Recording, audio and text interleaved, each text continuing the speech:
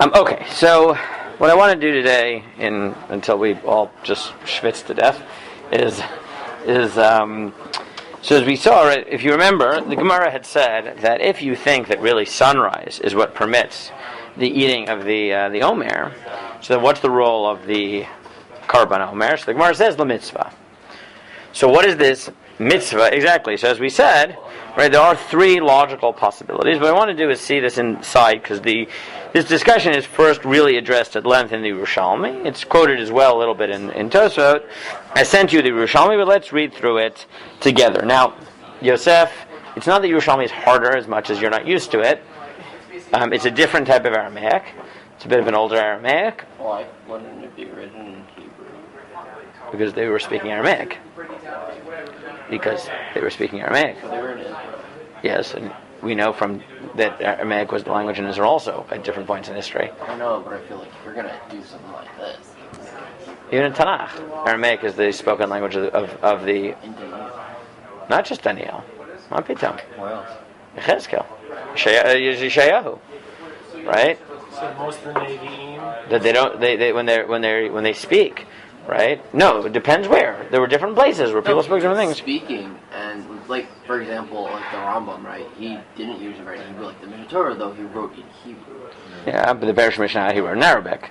Right, but that's because the Mishnah Torah was a halachic work that was meant to, like, it was like a staple, like, in Judaism. So then you have the same kasha on the Bafli. But the spoken language was Aramaic. No, you were in Hebrew. The Targumei Eretz Yisrael are all in Aramaic. Right? Okay, they were speaking Aramaic, so that's what they wrote in. These are conversations. Okay. So the Yerushalmi, remember, the Yerushalmi is published before the Bavli, right? Not by much. By decades, maybe a century, but before. So the Yerushalmi in Chala deals with this question. So the first Mishnah in Chala, Remember we saw how the Mishnah that we did here in Menachot say that the 5 grains are what's chayev and have the Isurim of Chadash, and the 5 grains are also subject to Chala. So not surprisingly, you have parallel sugyot in the 2 Masechtot. But there is no Yerushalmi in Menachot, because there is no Yerushalmi on any of Kachim, because there isn't. It just isn't. Was it ever written and we lost it? There were people who believed that. We don't know. There was a forgery Yerushalmi that was published about 100 years ago, and the Rugged Shav was the one who figured out it was a forgery based on certain tendencies within the Yerushalmi. Anyways, so the Yerushalmi in Chala says as follows: Asur v'chadash milafnei Pesach. So I don't remember exactly what I put in what I sent you, so you'll tell me when I put it already, okay? Is Tanoi Tani milafnei Pesach? Okay, good. So from there. So some say before Pesach, is Tanai Tani milafnei HaOmer, and some say before the Omer. Man de Omar milafnei HaPesach. The one who says before Pesach, Mesayla Rabbi Yochanan. Man de milafnei HaOmer, Mesayla Chizkiah. Why? The Amar Rabbi Yonah b'shem Chizkiah b'shas hakravat hakorban matir. Shelo b'shat hakorban hayom matir. Right. This was the first day that we saw in our Gemara. That it's either this or that. If there is a Korban HaOmer, so then the Omer is matir. If there isn't a Korban HaOmer, then sunrise is matir. Rabbi Yossi b'shem Chizkiah b'shat hakorban matir. When there's a korban, the korban's matir. Mod Chizkiah and Chizkiah agrees shelo b'shat hakorban hayom matir. Rabbi Yochanan Amar bein b'shat hakorban bein shelo b'shat hakorban hayom matir. Whether or not there is a korban.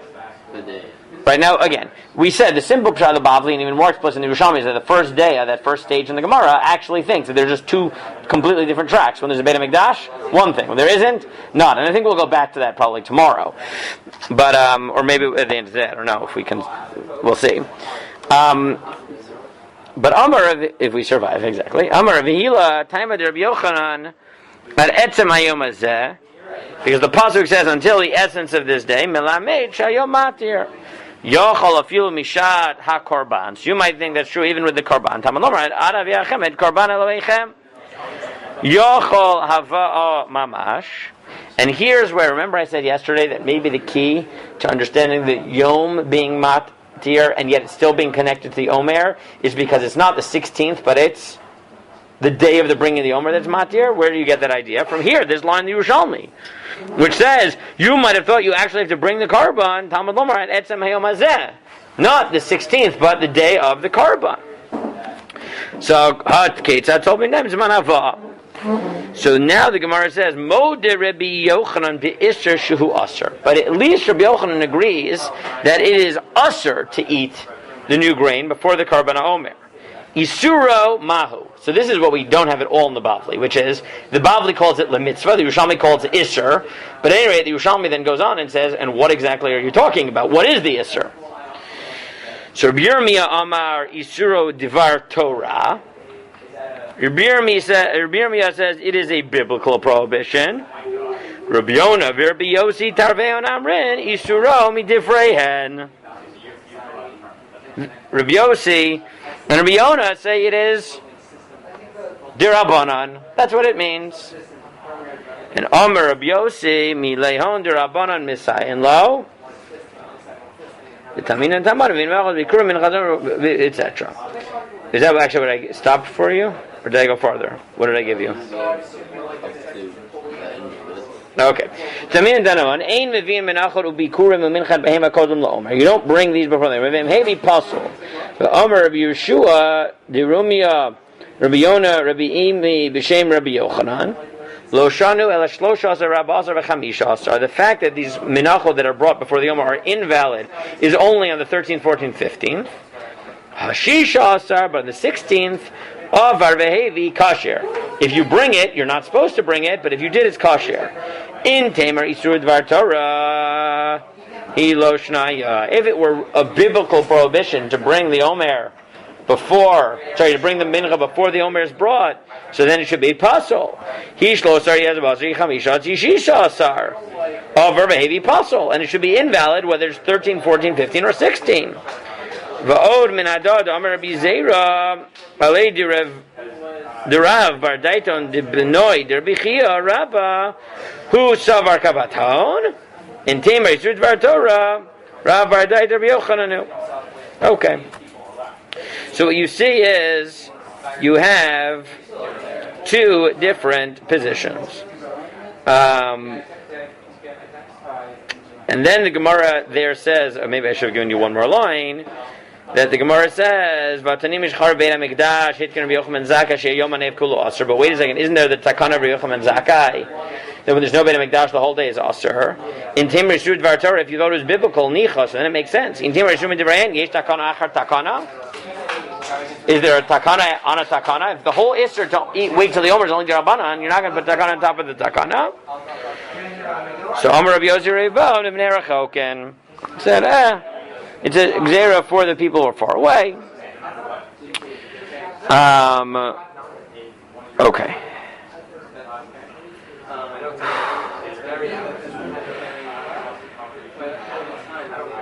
The Gemara does continue a little bit, but let's stop it there. But what you see is two deot in the Yerushalmi, whether the Issur is deoraita or derabanan. Now, what does Tosfot hold? Tosfot is the third day in this figure. What does Tosfot say? Tosfot hold is the mitzvah. Very good. So Tosfot on Daf Hamid Beis says, "V'im tomar nihi dematir halav asay mi'ika." Isn't there at least an asay to wait until the Omer? But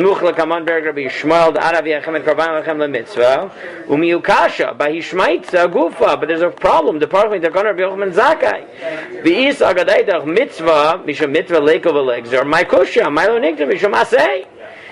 Tosfot said, the Gemara, if you remember, said, if it's only a mitzvah, why should you set up a gzeira? But now in the Yerushalmi, it's clear that you can make a gzeira for an asay d'oraita. The only thing you wouldn't make a gzeira for is derabanan. The Gemara says maybe you even would for derabanan. But Tosfot assumes that you would never make a gzeira on an asay.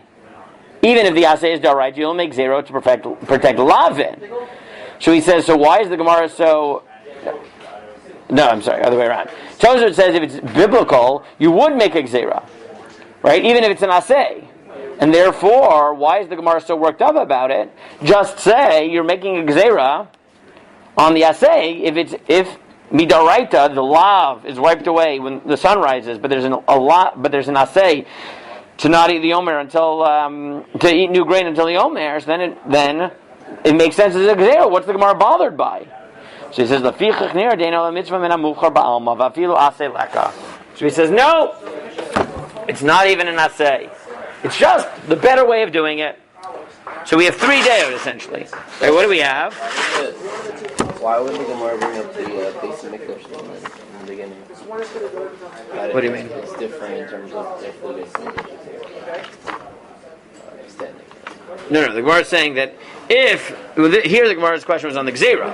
Is that why would you make a gzera if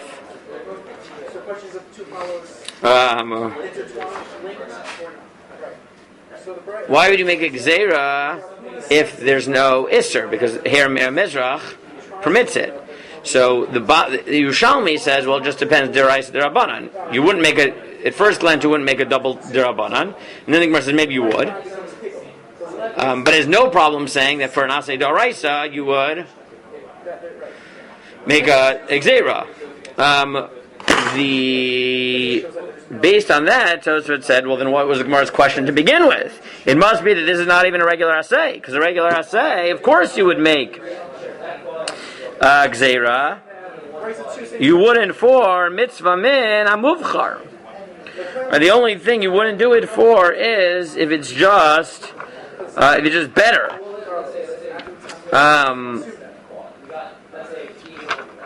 Okay. One second. You want some water? What? It's okay. 1 second. Okay.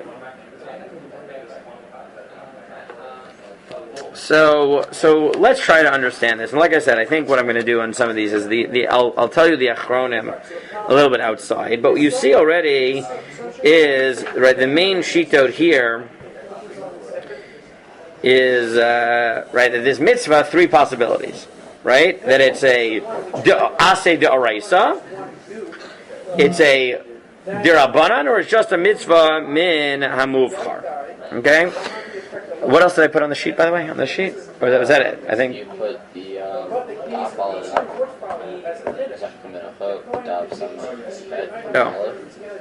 is the nature of the Issur different from barley and other? Okay, so hold that. Okay. So let's try to get a little bit into the understanding of this issue. Okay.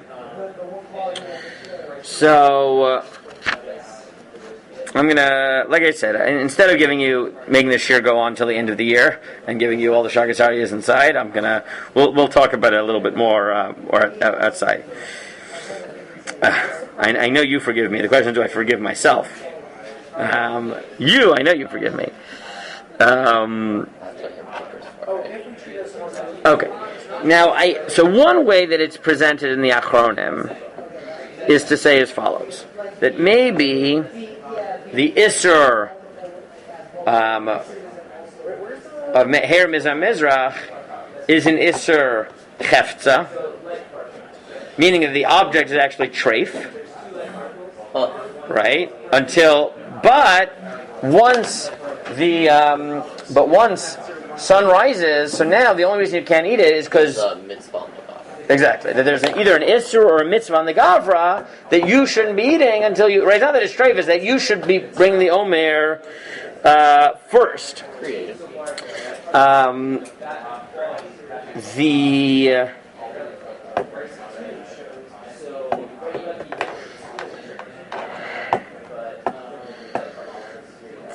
So that's one way that the Achronim might take it. But let me read you some. Okay, so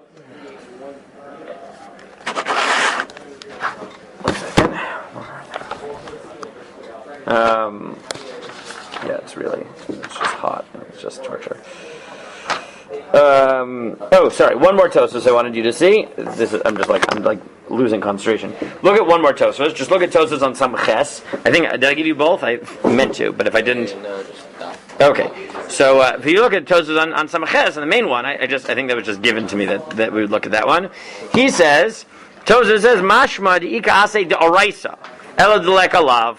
It sounds like there's an asay de oraisa. V'had dachim k'shum mitzvah leiku v'legzar afakav de kisura ein svar legzar v'lach merkevin delek alav.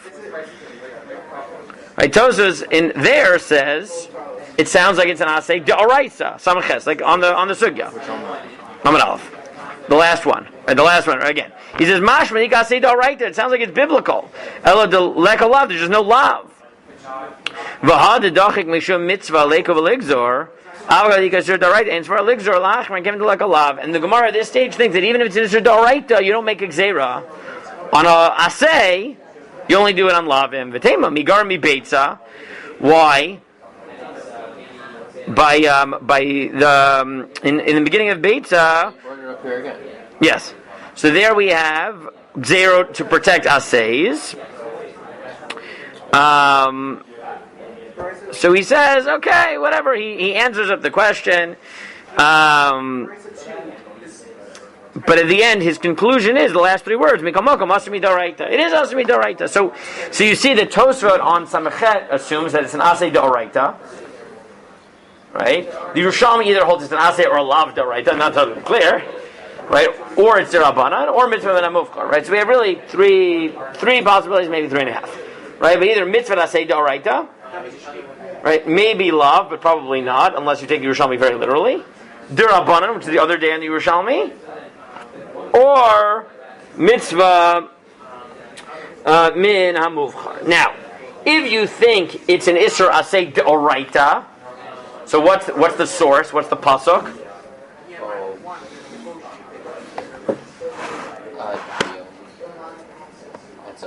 It's very simple, right? You would say that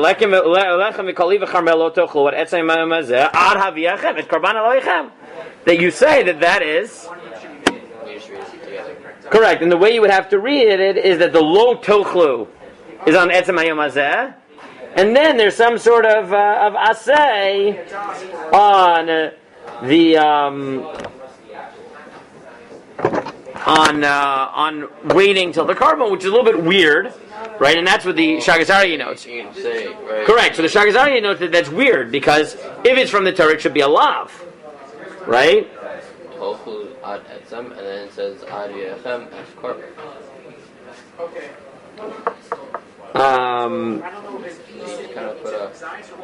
Okay. So the Shagas Aryeh thinks, and the Ola Shlomo both think that Tosfos on Dav Hey, who says that it's mitzvah min hamuvchar, what they mean is it's asur mid'Rabbanan. That saying mitzvah min hamuvchar is the same thing as saying it's asur mid'Rabbanan.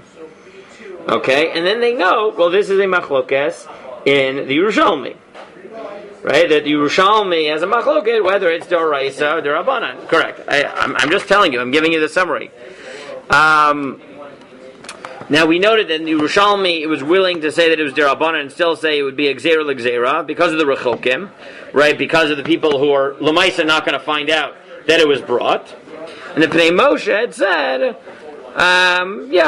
basically, okay.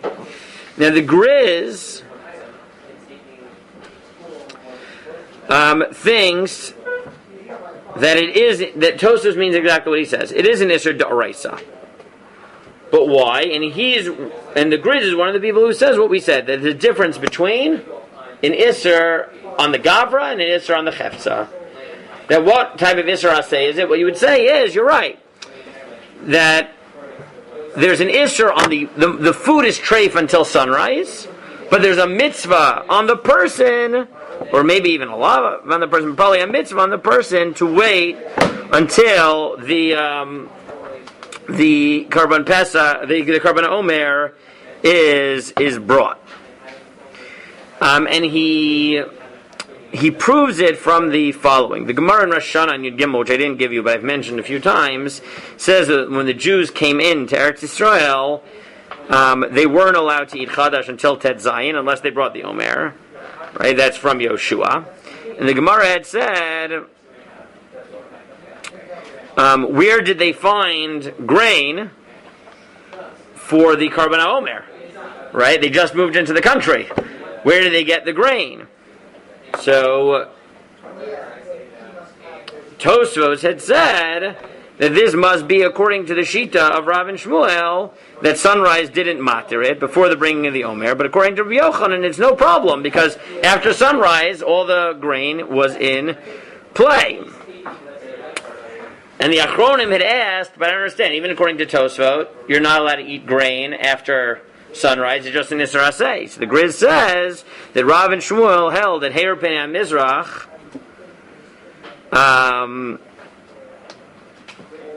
there's no Issur to eat after sunrise. There's just a mitzvah to wait to the Akrava. And therefore, what the Gemara was saying is that if there was no... Right, what Tosfos is saying is that if you hold like Rav and Rabbi Yochanan, and this is the nafkamina. What's the nafkamina between saying it's a chiyuv on the gavra to wait to the karban, or it's an Issur lav? So the Griz says it's the following: that if you think that the Issur is until the end of the day, and you need the Omer to be matiret, so then if you can't bring the Omer, is it usher to eat grain on the 16th? Yes, but if you think that there's an olav that is treif until sunrise, and then there's a chiyuv gavra to wait until the Omer to eat it. No. So he says more than that. What's the nature of the Issur Aseh? The nature of the Issur Aseh is to prioritize the bringing of the Omer. But let's say you can't bring the Omer because it's the first year that Klal Yisrael came into Israel and there's no grain practically to bring the Omer from because no Jews grew grain in Eretz Yisrael. So then the lav is lifted when? At sunrise. And what about the Issur Aseh? There is no Issur Aseh, because the Issur Aseh is to wait until the karban if you can. But if there's never going to be a karban, because there's no possibility, so the Issur Lav dissipates, because the Chiyuv Gavra is to wait until the Omer, but that depends, it's like Anus, right? It's like, don't eat before Kiddush, but if you know you're never going to have Kiddush, right? Does this also apply for Shemitah years? This was the first year when they moved into... No, yeah, but Shemitah would be the same. No, Shemitah you bring the Omer. Shemitah you bring the Omer. Shemitah you bring the Omer. What wheat do you bring? You're not harvesting the 7th year. You harvest for this. You harvest and save it for that Shemitah year? No, you harvest during Shemitah. You do harvest during Shemitah. For the mitzvah, correct. So not just do a little bit. You know, you're allowed to harvest, you're allowed to take food to eat during Shemitah. You don't leave it in the field, you're allowed to eat it. You just can't send it in the field. You can't. You don't work the field, you eat work it. the field, right. You can harvest it to eat. Throws on its own. Oh, so you can. How do you think you eat it? It's just kadosh. Are you saved or something? No, it's kadosh. It's a mitzvah to eat it. It's just kadosh. Because it's shvius. It grows on its own. I mean, you're not going to be here for it. You know, even if you stay next year, I doubt you're going to stay in 2 years for Shana Dalid. Shana Dalid is Shemitah for you. For me. If you stayed Shana Dalid, your Shana Dalid is Shemitah. I mean, not this coming year, but a year after that. Meaning without. So if you stay Shana Gimel, Meaning if I grew a. This was not, I don't want your parents listening to this, I know they're not listening to this year, but saying oh, he's telling me Shana Gimel. This is completely theoretical. My dad, yeah. What? He made that very clear when I suggested Shana Bet. Yeah. I'm not actually suggesting this. I'm just saying that If you said that would be Shemitah. There's something changed. Fine. in Israel. Okay, I'll do this so that no one gets angry at you. If you come to visit us in a year and a half from now during the winter, right, on your break during college when you're being responsible and going back, you will have to worry about Shemitah. How's that? Is it better? we're not growing fields, however. If you go to the store, the produce is kadosh. What are you talking about? What does Israel do during Shemitah? That's a very good question. Import. What? Do they just import everything? So some things are imported, and that's called Yivul Nachri, right? They're brought from Chutzaretz or whatever, or some is Kadosh B'Kedush Shviyat from Ocher Bet Din, which is basically you're not allowed to harvest, but Beit Din is allowed to harvest and sell the produce you're allowed to basically charge for work, right? But not for the produce itself. So like if I asked you, listen, those are really expensive grapes, right? I can't charge $50 for the grapes, right? But I can say, look, I don't feel like going into the hot sun, 112 degrees or whatever is outside. I'll pay you $5 to just cut down the grapes for me. I'm allowed to do that. So Otzar Betin basically means that the farmers are hired by Beit Din to harvest on behalf of Jewish people. So then the food that you buy in the store is actually Kadosh B'Kedusha Shviyat, right? And you have to treat it with Kedusha. It's like a government monopoly, basically. So some of it is done by that. Not so much is done that way. There was a heter that was introduced 150 years ago or so, which is what many of the farmers rely on in Israel, which is called the heter mechira, where basically it's like selling your chametz, right? You sell the land to a non-Jew, and then you work it on behalf of the non-Jew. And then the fourth, so that's another element, and the last solution is that many poskim think that you can be makil on things that are grown. Actually, there's two other solutions. I should finish this. One other solution is things that are grown in greenhouses of certain kulot, right? Because they're not actually grown in the ground, right? If they're on matzah menutak, and then the fifth is that there are certain parts of Israel that are not halachically Eretz Yisrael. So things are grown there, and so those are the 5 different mechanisms that are used during Shemitah. I'm pushing Ray Ginsburg. I wanted it for next year, but I think it'll be in 2 years. That maybe I'll win, or maybe not, to actually learn Masechet Shvi'it, Yerushalmi for the year. And then we can go into some of these issues more in depth. There's no bush to leave the ground to regain its nutrients and stuff. So that's what the Rambam says, but most don't agree with him, right? Because, right, that's not what it sounds like in the Psukim. Right? It sounds like in the Psukim that it's about recognizing the land belongs to God. Okay. Now there is. Well, I mean, back then, what are you going to tell people? Yeah, the ground needs nutrients, so don't do anything to it. Like, you can't tell them that. Okay. Now there is one more, a bit of a wild position that I'll just mention to you. In the Zer Avram, he has the following chiddush. He says that the Issur, this is really going to highlight the difference. He says the Issur eating before Bnei Mizrach is a lav. The mitzvah, even if it's daraisa, is a mitzvah aseh. But what type of mitzvah aseh is it? So the Zer Avram says it's a time-bound mitzvah aseh, mitzvah aseh shazman grama, and therefore he says maybe you could be mechadesh that men and women alike can't eat the new grain until sunrise, but between sunrise and the bringing of the korban, only men can't eat it because they're chayev in mitzvah aseh shazman grama, but women would be allowed to eat it. That is quite a wild chiddush. I'm not sure I buy that 100%. Who said that? The Zer Avram. Who is that? Runachem Zemba. Who's that? He was a Hasidish Lamdan before, about 100 years ago, I think.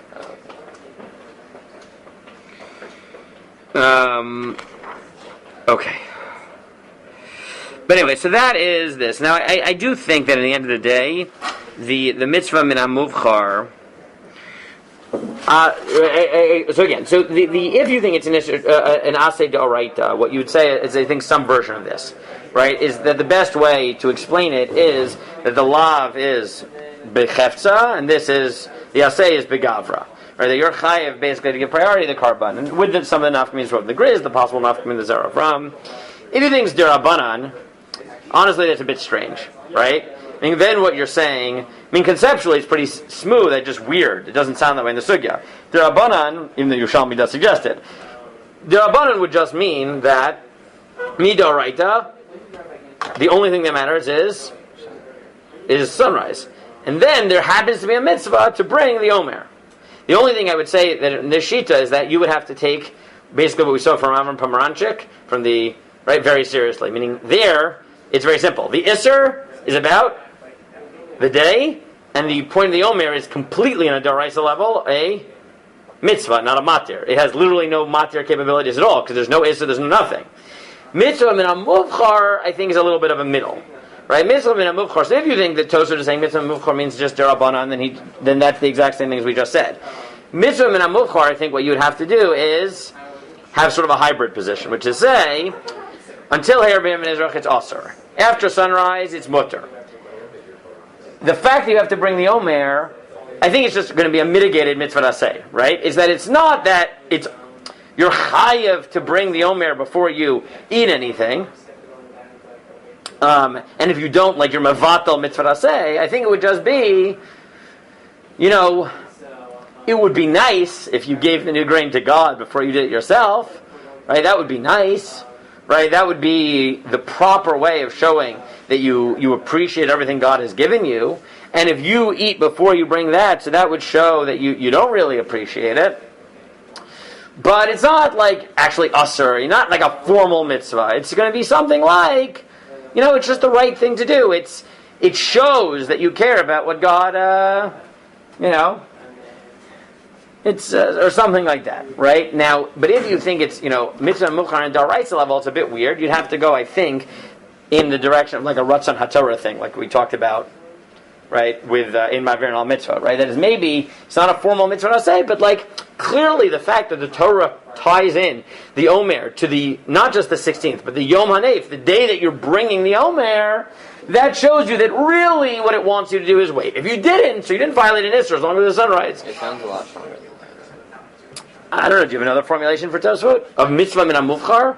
Meaning, I understand asay, it's like the Grizz. I understand durabanan, that means that midoraita, the sunrise is matir, and midurabanan, it has a matir element and not a mitzvah. Not just a mitzvah, but midoraita, just a mitzvah. Mitzvah min ha-muvchar is... So the saying is, it's neither deraisa nor derabanan. So what's mitzvah min ha-muvchar? So either you say he just means durabanan, which is what the Shagis Aryeh thinks he means.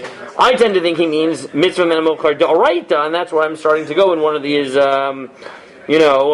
hybrid-esque positions, right? That maybe it's like a Ratzon HaTorah thing or something like that.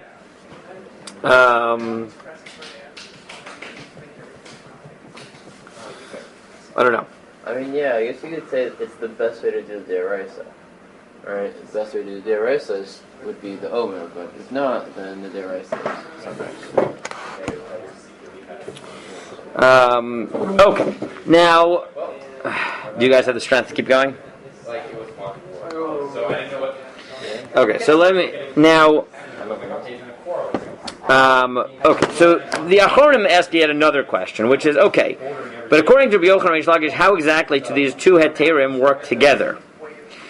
So the Shagis Aryeh is mechadesh that.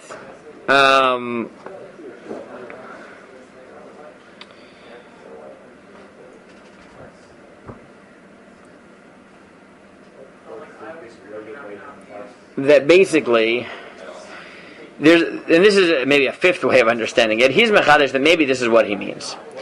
That really the lav still exists, maybe this is what the Yerushalmi means, that the lav exists even after sunrise. So what does it mean that sunrise is matir? I just said it's asur.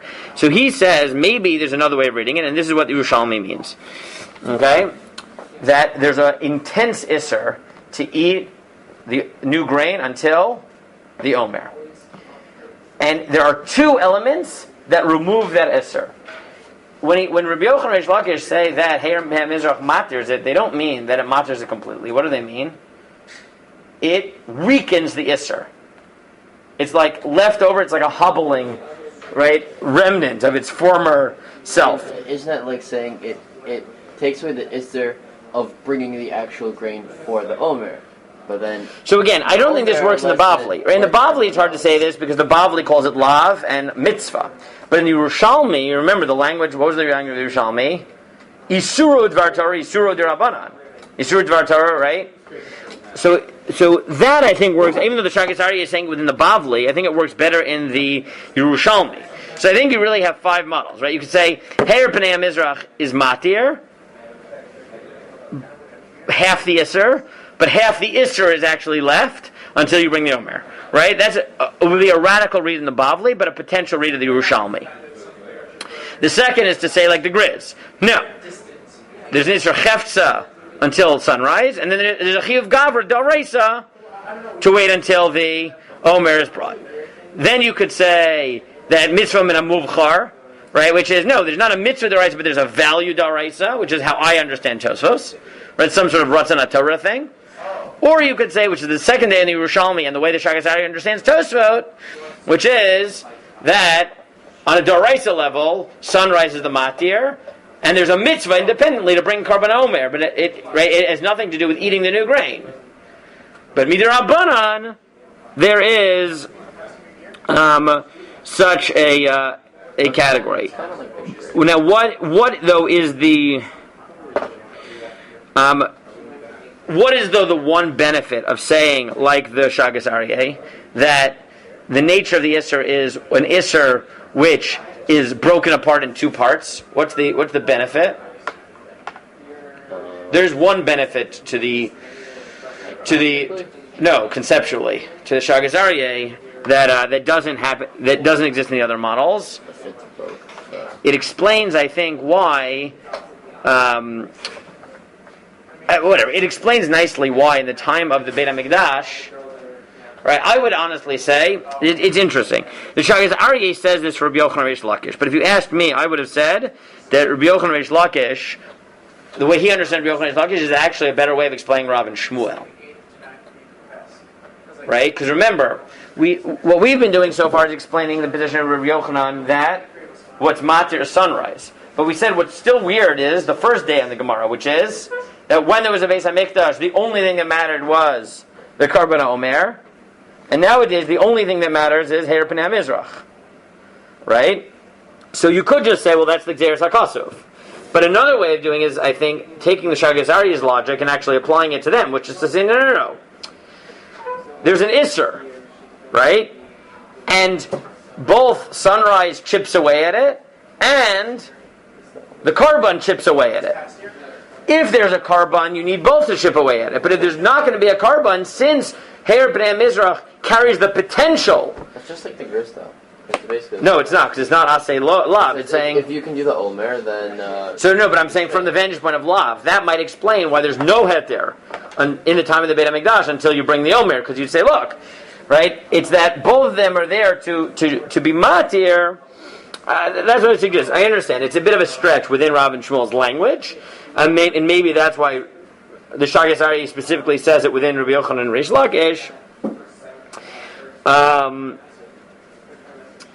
And the way he phrases it, the Shagas Aryeh, is that basically what Heir B'nai Mizrach does is that it leaves the Issur, but it leaves it as a lav kalush. Right? It leaves the Issur, but as a weakened, in its weakened form. What would the nafkamina be?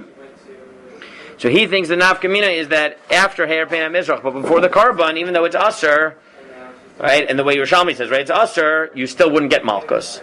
Because it's a lav daraisa, but a weakened lav daraisa. So it's Asur, but doesn't carry with it punishment.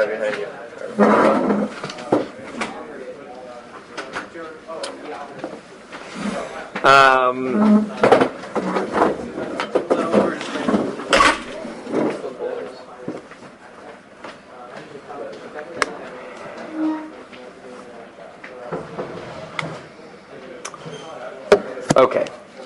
Again, that's one of the ways that I would explain the Rav and Shmuel. Again, the Achronim don't seem to go in this direction, right? They seem to understand Rav and Shmuel kipshuto, right? Which is that Rav and Shmuel mean exactly what they say, which is that there's just simply two tracks for this Issur. That when there's a Beit HaMikdash, the only thing that matters is the Korban HaOmer, and when there isn't a Beit HaMikdash, the only thing that matters is sunrise. Again, I find it conceptually difficult to say that, and that's why I would want to suggest some sort of version of what the Shagas Aryeh is saying within Rav and Shmuel.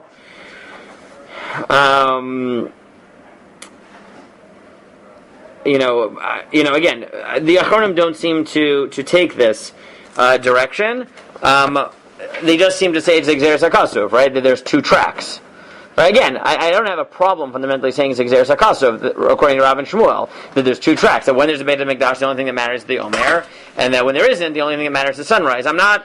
Well, that'd be a weird thing for the pasuk to put in. Correct. That's why I find it weird. Again, that may be the simple way of understanding Rav and Shmuel, I would suggest, but I haven't seen anyone say this, that maybe you can accept for Rav and Shmuel what the Shagas Aryeh says within Rabbi Yochanan and Reish Lakish. Again, I haven't seen anybody say it, but that's what I would suggest as a possible model. I'm sorry, I'm fading in this. It's so hot, and this mask is killing me.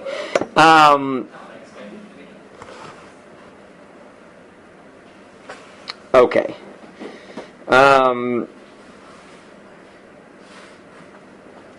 the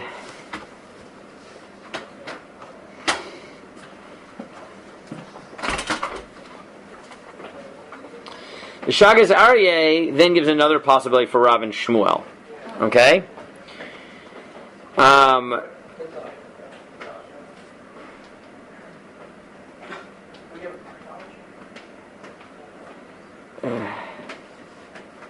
So he has a different explanation to defend Rav and Shmuel.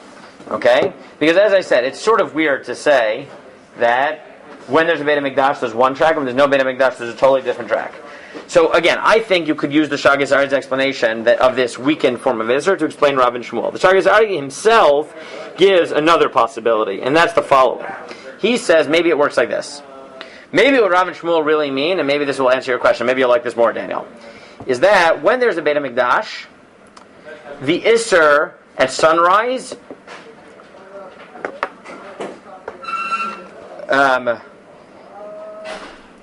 let me rephrase it. Okay, basically he says like this. The Omer, the Omer is brought, when does it become mutter from? Does it become mutter from when you bring the Omer or from sunrise? So the Shagas Aryeh's Mechadish, maybe what Rav and Shmuel mean, is that when there's an Omer, it prevents sunrise from being matter the new grain by itself. But once you bring the Omer, it permitted the grain retroactively from... The nafkamina conceptually is that he says that's why when there's no Beit HaMikdash, basically the way he says it like this, is that if there's no Beit HaMikdash, you're not bringing the Korban, so then sunrise does what it has the power to do, which is to matter grain. But when there's Beit HaMikdash, the fact that you have the mitzvah to wait until the Omer prevents Heir Pnei HaMizrach, prevents sunrise from doing its job. But once you actually bring the Omer, so then it retroactively allows sunrise to do its job. And that's how he explains. It's not that it's two tracks. It's that sunrise always has the power to be matir. It's just that the Omer sort of, suppresses the power of sunrise. Where do they say, oh here, right, this tomorrow. I just don't understand how the pasuk would be alluding to, one, there's a base English, one there isn't. I don't, pasuk wouldn't do that. No, it wouldn't be retroactive, right? It wouldn't be totally retroactive. It would just be that it allows the 16th. Sorry, not retroactive. Is that it would allow the 16th basically to kick in with its power. So that's how he wants to understand it. Okay, look, there's a lot more shita in the Achronim on this, but I think. Oh yeah. Rishonim one. What? I guess we'll leave it for now. So it is De'et Rishonim. Like, what happens... okay, I think we'll stop there for now. I can't keep breathing behind this. Another one of these things, which I don't think we're going to deal with inside, unless you really want to, but maybe we'll just spend 15, 20 minutes summarizing it, is, let's say you didn't bring the Korban in the time of the Beit HaMikdash. Does that mean the grain is also forever? Or does it just become mutter at the end of the day? Right, I was going to ask that. So you want to do that? Okay, so maybe we can spend time on it, okay? But not today. I think we're all fading on this.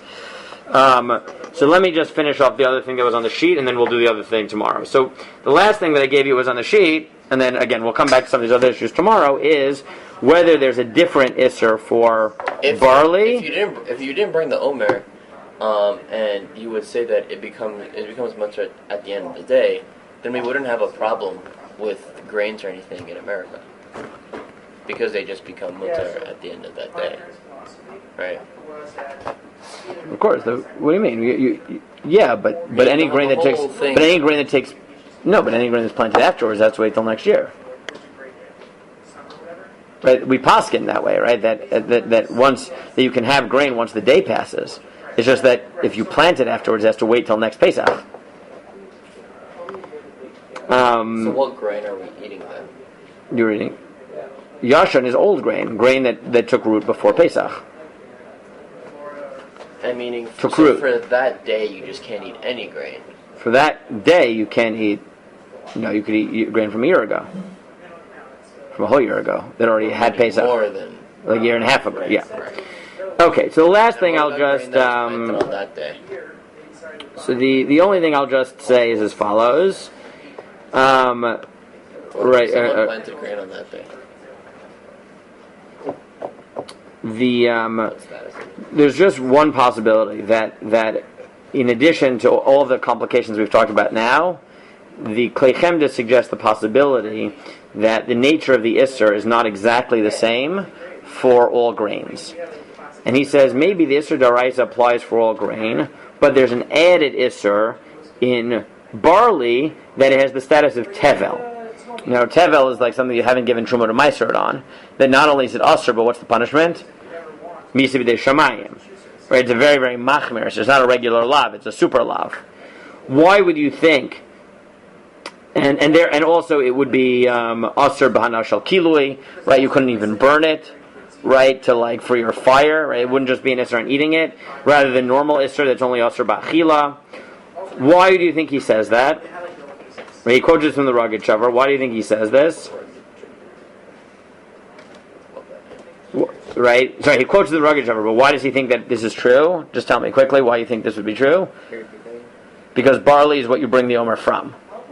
And therefore he thinks that maybe the Omer has the ability to be matir everything, and there's an Isser until the Omer on all grain, but by barley it's especially egregious, because since you're bringing barley, the Omer from the barley...